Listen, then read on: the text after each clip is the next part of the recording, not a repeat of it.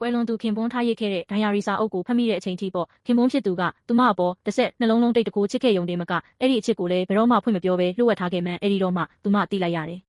ခင်ပွန်းဖြစ်သူရဲ့တက္ကသိုလ်ကျောင်းသားဘဝတုန်းကဓာတ်ပုံတွေကိုလှန်လောကြည့်ရင်ယူကျုံမရဝမ်းနည်းပူဆွေးမှုတွေကြောင့်သူမသတိလစ်မိမျောသွားခဲ့ရတယ်ဒါပေမဲ့နောက်တစ်စက္ကန့်မှာပဲထူးဆန်းအံ့ဩစရာတစ်ခုဖြစ်ပျက်ခဲ့တယ်ပတ်ဝန်းကျင်တစ်ခုလုံးကိုကြည့်ရင်သူမဓာတ်ပုံတွေကအချိန်ကာလစီပြန်ရောက်သွားမှန်းသိလိုက်ရလို့အံ့အားသင့်သွားခဲ့ရတယ်အခုဆိုရင်သူမအသက်က19နှစ်ပဲရှိပါသေးတယ်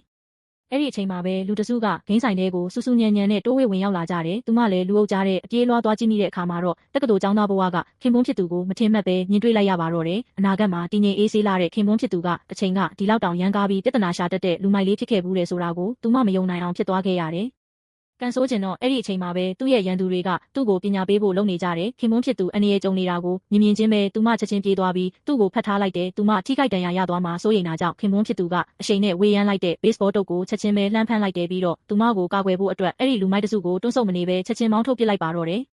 သူမကတော့ခင်ပွန်းဖြစ်သူဒီလောက်အထိအစွမ်းစားရှိလိမ့်မယ်လို့မမျှော်လင့်ထားခဲ့ဘူးဒါပေမဲ့ခင်ပွန်းဖြစ်သူကသူမကိုမသိသလိုဟန်ဆောင်တဲ့အပြင်နောက်ခါသူ့နာကိုလုံးဝမကတ်ဖို့စကားကြမ်းကြမ်းတန်းတွေပြောပြီးထွက်သွားခဲ့တယ်သူမတော်တော်လေးဝေခွဲမရဖြစ်သွားခဲ့ရတယ်ဘာလို့လဲဆိုတော့ဒိုင်ယာရီထဲမှာတော့ဒီအချိန်ကလေးကသူမကိုတိတ်တခိုးချစ်နေမိပြီလို့ရေးထားခဲ့လို့ပဲသူ့ကိုလိုက်ဖို့အတွက်ပဲသူမသူ့အတန်းစီဓာတ်ရိုက်ပြောင်းရွှေ့လာခဲ့တယ်ပြီးတော့သူ့စီလျှောက်သွားပြီးသူ့ကိုချစ်ခွင့်ပန်ခွင့်ပေးဖို့တောင်းဆိုခဲ့တယ်ဒါပေမဲ့သူကငင်းပယ်ခဲ့ပါတယ်သူမကတော့လက်မလျှော့ခဲ့ပါဘူးဘာလို့လဲဆိုတော့သူ့နာရွက်တွေရဲနေတာကိုသူမသတိထားမိလိုက်လို့ပဲသူ့ဘေးနားမှာဝင်ထိုင်ပြီးအချို့သာဆုံးစကားလုံးလေးတွေကိုတိုးတိုးလေးဇက်တိုက်ပြောနေခဲ့တယ်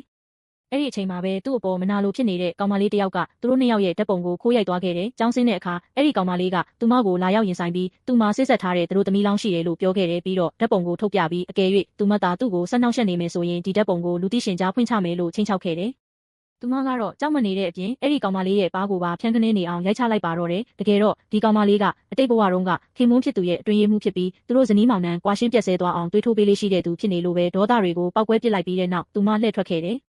အဲ့ဒီကောင်မလေးကတော့ဒေါသအိုးပေါက်ကွဲပြီးဓာတ်ပုံကိုခင်မွန်းဖြစ်သူရဲ့ငွေစားမိခင်စီချက်ချင်းပို့လိုက်ပါတော့တယ်ငွေစားမိခင်တည်သွားတဲ့အခါကျောင်းထီလာပြီးပြဿနာရှာပြဆက်ခင်းတော့တာပေါ့သူမကခင်မွန်းဖြစ်သူကိုမိမိသမီးအတွက်ရွေးချယ်ပေးထားတဲ့တမက်လောင်းဖြစ်တယ်လို့ပြောပြီးသူမကသူတို့ကြားထဲဝင်းနှောက်ရှက်နေတာလို့ဆွဆွဲခဲ့တယ်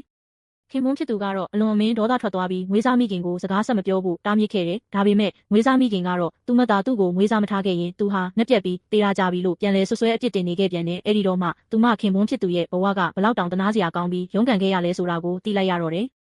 အတိတ်ဘဝတုန်းကမိဘတွေကခင်ပွန်းဖြစ်သူရဲ့မိသားစုနဲ့ထမင်းတနက်လောက်အတူတူစားကျင်ခဲ့ကြတာကိုသူမပြန်တွေးမိသွားတယ်။အဲ့ဒီတုန်းကခင်ပွန်းဖြစ်သူကသူ့မိသားစုဝင်တွေအားလုံးကွယ်လွန်ကုန်ကြပြီလို့ပဲပြောခဲ့တာဒါပေမဲ့အဲ့ဒီအချိန်တုန်းကသူမဟာသူ့ကိုနားလည်ပေးဖို့အချိန်မပေးခဲ့မိဘူး။နောင်တတွေကခဏချင်းမှာပဲသူမရဲ့ရင်ထဲကိုအလုံးရင်းနဲ့ဝင်ရောက်လာခဲ့တယ်။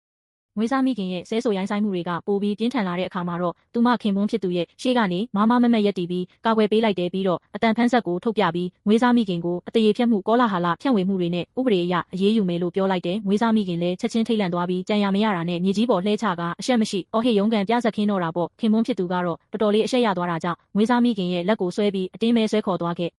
ပါတော့တယ်သူမကတော့ဒီဘဝမှာသူ့ရဲ့ကံကြမ္မာကိုအကောင်းဆုံးပြောင်းလဲပစ်ဖို့စိတ်ပိုင်းဖြတ်လိုက်ပါတော့တယ်